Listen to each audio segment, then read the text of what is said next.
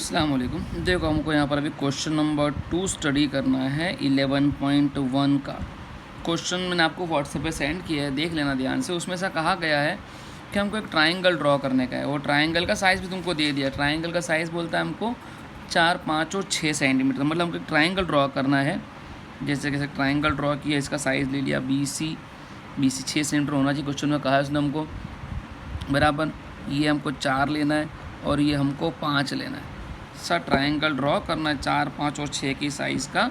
फिर उसके बाद ड्रॉ करने के बाद यहाँ से हमको एक लाइन लेनी है, ठीक है। उसको तुम भी एक्स कह सकते हो। फिर इसके हमको उसने क्वेश्चन में दे दिया है कि कितना डिवाइड करने का 2/3 डिवाइड करने को कहा है उसने हमको। 2/3 मतलब जो ऊपर नंबर तुमको छोटा आया ना बराबर और नीचे नंबर बड़ा आया ना, उसके आधार पे तुमको मालूम पड़ेगा तुम्हारा ट्रायंगल क्या होगा। जो तुम्हारा ओरिजिनल ट्रायंगल है उससे छोटा ट्रायंगल बनेगा।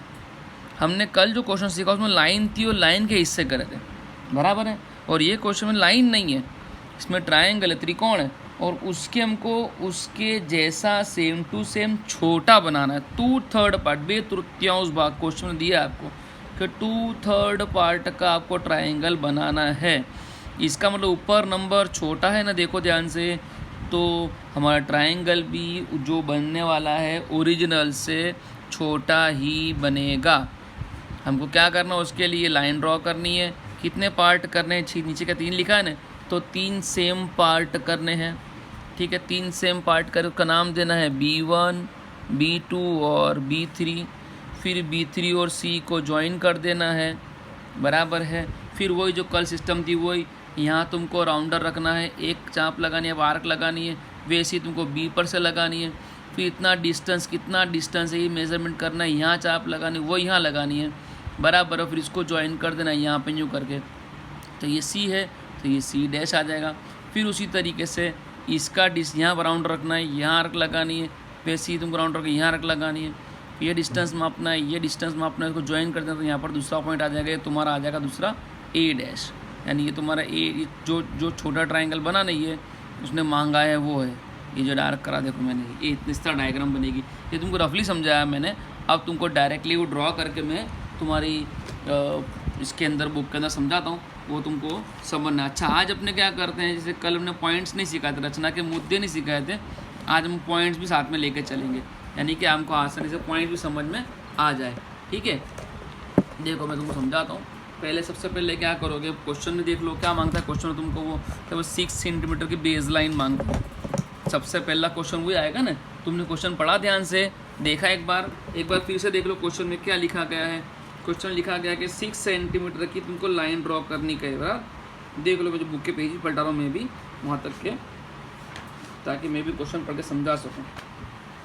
ये रहा देखो क्वेश्चन, इसमें क्या लिखा है कि भाई 4 सेंटीमीटर, 5 सेंटीमीटर और 6 सेंटीमीटर वाला तुमको ट्रायंगल ड्रॉ करना है, बराबर है।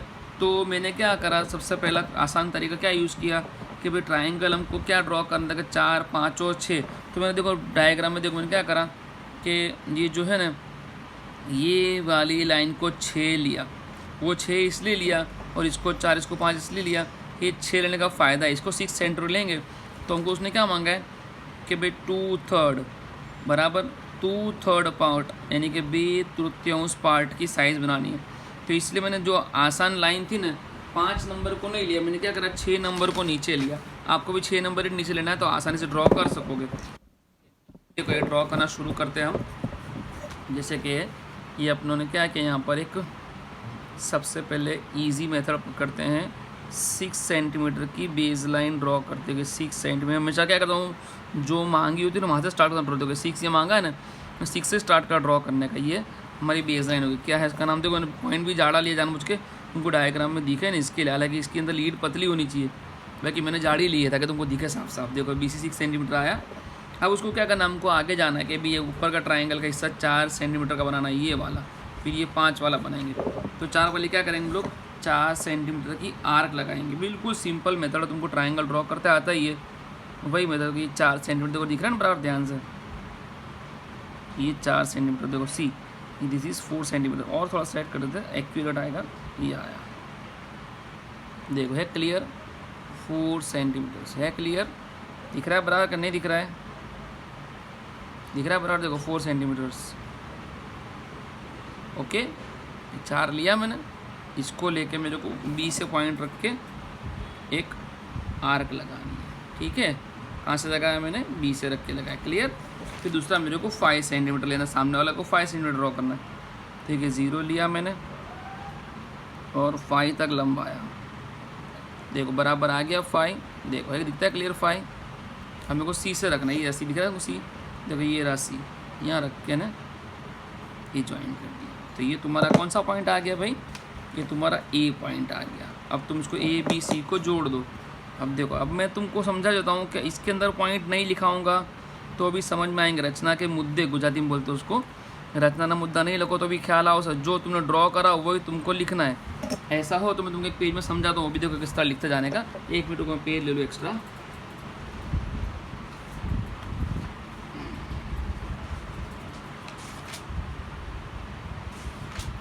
देखो तुमने पहला पॉइंट क्या लिया था भाई, सबसे पहले क्या किया था तुम्हारे पॉइंट्स के अंदर, तो कि draw B C is equal to 6 centimetres. तुमने जो लिखा था, जो ड्रॉ किया था वही लिखा। बी सी कितना 6 सेंटीमीटर लिया था, ये 6 सेंटीमीटर, तो वो तुमने वही यहाँ पे लिख दिया है ना। समझ पड़ेंगे गुजराती वालों को भी, क्या लिखो गुजराती में भी। दूसरा पॉइंट तुम्हारा क्या आएगा, तुमको यहाँ तुमने लिया ए बी कितना लिया 4 सेंटीमीटर। ठीक है, तो उसको अपने बहुत आसान तरीके में लिखना हो, अगर ज़्यादा डिटेल में ना जाना हो बराबर, तो इतना लिखना डायरेक्ट कि draw A C is equal to A C नहीं sorry A B, draw A B is equal to 4 centimetres. फिर तीसरा पॉइंट तुमने क्या लिया था भाई, ए सी को लिया था है ना, तो वो लिख दो कि भाई draw A C is equal to 5 centimetres.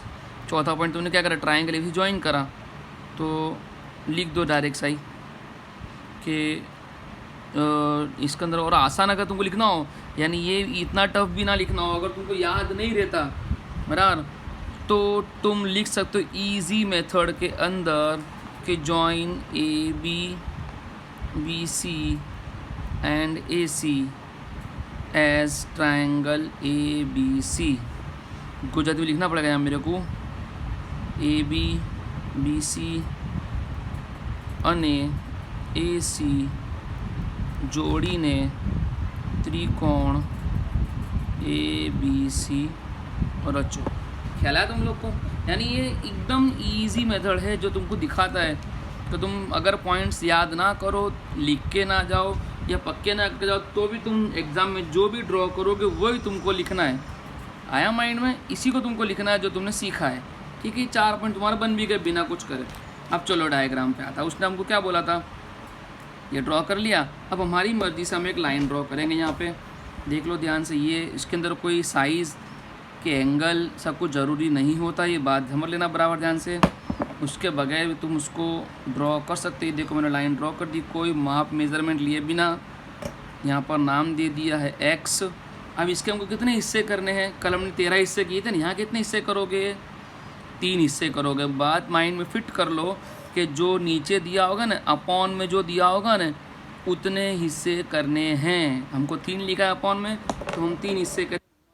इससे कोई साइज़ देखो, कोई भी साइज़ कंफर्म नहीं है, मैं कुछ भी साइज़ ले सकता हूँ मेरी मर्ज़ी से।